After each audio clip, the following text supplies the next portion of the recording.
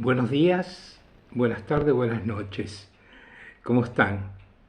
Esperamos que estén bien en el nombre del Señor Jesucristo. Bueno, continuamos con esta serie de reflexiones bíblicas. Mi interés es crear en todos ustedes un interés por las Santas Escrituras, para que lean la Biblia, para que en su mente entre otra cosa, ¿no? Que no entre solo todas las informaciones del mundo, los noticieros, las redes sociales que mandan todo tipo de noticias que ni sabemos si son reales o no reales. O sea, estamos en un mundo terriblemente desesperado, ¿no? Y le quería contar una pequeña anécdota que tuve yo cuando más o menos tenía 14 años en la escuela secundaria. Un maestro un día se puso a hablar sobre cosas un poco filosóficas, que no era normal eso en una escuela industrial, ¿no? Entonces empezó a hablar sobre el universo, empezó a hablar sobre los conocimientos, sobre la ciencia, y entonces no era una clase, era una reunión que teníamos con ese maestro, que era muy buena persona, era muy afable, amable con nosotros, y lo escuchábamos. Pero imagínense, teníamos más o menos todos 14 años. Y entonces él empezó a hablar sobre el universo, y llega un punto donde no me acuerdo quién es el que habló sobre Dios, sobre estas cosas, y entonces él dijo que todos los conocimientos humanos tienen un punto donde los científicos llegan a un punto de desesperación. Y yo, de desesperación. En ese momento a mí me encantaba la física, la matemática, los conocimientos, el universo, la creación del universo. Digo, un punto que llegamos a la desesperación. Y no lo entendí. Les digo la verdad que no lo entendí en ese momento. Después sí lo fui entendiendo, ¿no? El punto de desesperación es este: cuando la ciencia confirma lo que dice la Biblia. Es el punto de desesperación. Cuando la ciencia, los conocimientos humanos, ¿no es cierto?, por medio de las experiencias, ¿cómo el hombre llega a conocer algo? Por medio de las experiencias o de los experimentos. Cuando un experimento es repetitivo y se confirma, entonces sabemos que eso es una cosa cierta, ¿no es cierto?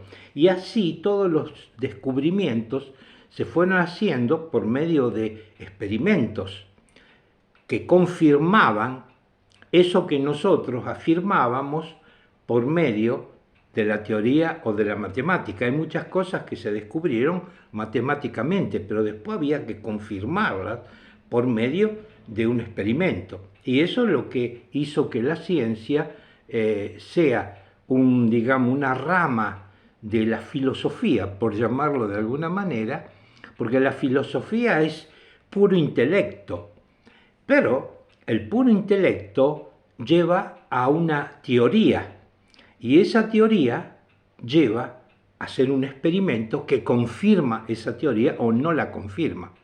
Ejemplo, si uno va a todos estos museos de ciencias y demás, lo primero que te hablan es de la evolución.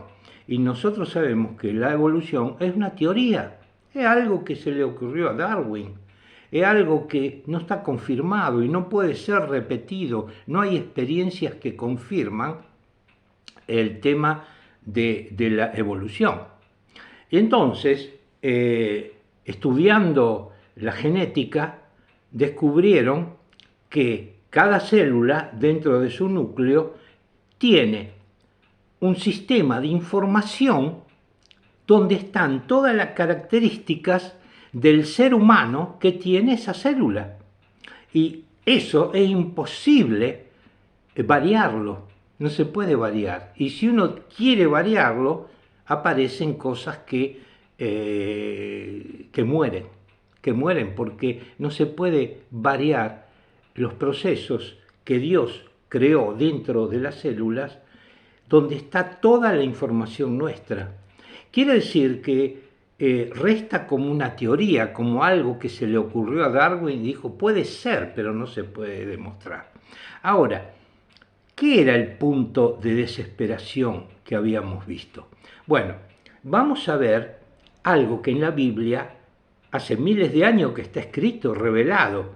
Andamos al libro de Daniel, esto es muy interesante, ¿no es cierto? El libro de Daniel en el capítulo 12. En el capítulo 12 y en el versículo 4. Acá Daniel está hablando con un ángel que le dio una revelación de Dios. Y el ángel le dice esto al final de la revelación. Pero tú, Daniel, cierra las palabras y sella el libro hasta el tiempo del fin. O sea, el ángel le está diciendo, esta revelación que te doy es una revelación que se podrá entender al fin de los tiempos. Séllala ahora. La revelación está hecha, ¿para qué? Para que los ateos, los agnósticos, sepan y comprendan que Dios conoce el futuro. Y ya miles de años antes, esto estaba ya revelado. ¿Qué estaba revelado acá? Dice, muchos correrán de aquí para allá. Y la ciencia se aumentará. Eso es una señal. O sea, ¿cuál es la señal del tiempo del fin? Dice que muchos correrán de acá para allá.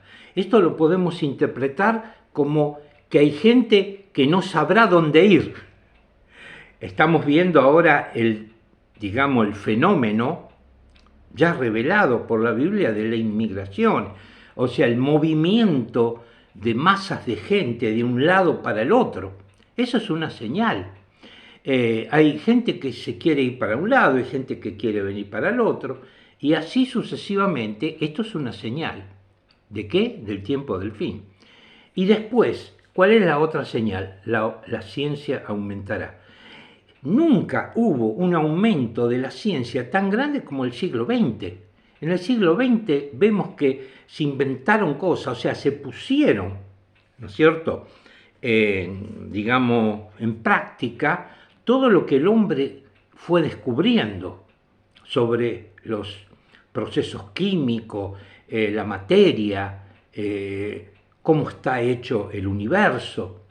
Y cada una cosa de esa que se descubre, entonces confirma lo que la Biblia dice. Y entonces un científico entra en desesperación, porque ellos quieren, los ateos, ¿no es cierto?, quieren decir que el mundo fue creado de una manera por accidente, ¿no es cierto?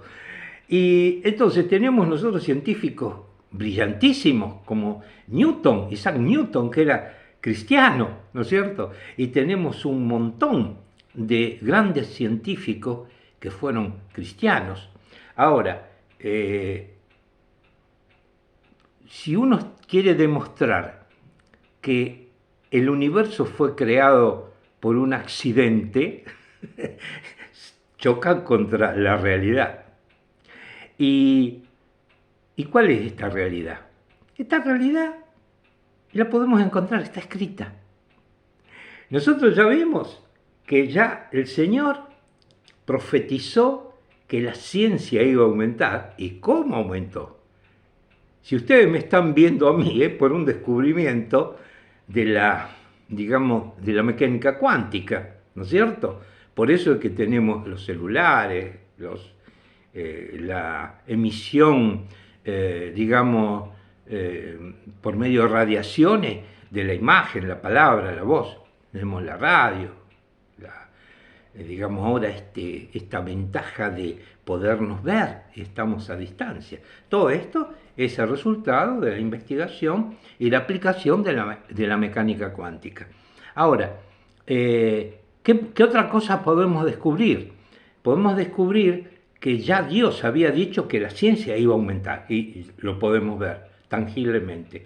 Y después dijo que muchos correrán de aquí para allá. Tenemos el mundo así actualmente. Ahora, cuando un científico entra en desesperación, ¿qué tiene que hacer? Venir a la Biblia. Fíjense en qué dice acá el libro de Juan. Juan, el apóstol Juan, que él cuando escribió su evangelio, escribió una cosa interesante. Por supuesto, no es un invento de Juan esto. Juan es un testigo presencial de Cristo, es un testigo, él estuvo ahí. ¿Cómo podemos dudar de Juan? Él estuvo ahí y él mismo lo revela. ¿Y qué puso en este evangelio? Y fíjense, vamos a leer algunos versículos del capítulo 1 del apóstol Juan. Dice así: en el principio era el verbo, hubo un principio, ¿no es cierto? No es un accidente, no es un accidente cosmológico esto. En el principio era el verbo, la palabra de Dios, Jesucristo. Dice, y el verbo era con Dios Padre y con el Espíritu Santo. Y dice así: era el verbo en el principio, y el verbo era con Dios, y el verbo era Dios. Este era en el principio con Dios. Todas las cosas por Él fueron hechas, y sin Él nada de lo que ha sido hecho fue hecho. ¿Quién hizo el universo? El Señor Jesucristo. Él hizo el universo. Acá está. No tenemos que buscar otra cosa. En Él estaba la vida. ¿Qué es la vida? Y la vida era la luz de los hombres. Acá no habla de la luz solar. Acá habla de la luz de Dios.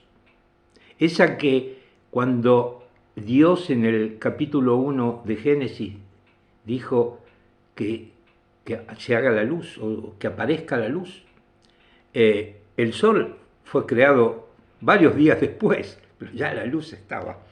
Y la luz en las tinieblas resplandecen, y las tinieblas no ganaron a la luz. O sea, ¿quién vence, la luz o las tinieblas? La luz, por supuesto. Y después podemos leer también esto: a los suyos vino y los suyos no le recibieron. El Señor Jesucristo vino y los suyos no lo recibieron. El pueblo de Israel lo rechazó. Y mas a todos los que le recibieron, a los que creen en su nombre, les dio potestad de ser hechos hijos de Dios.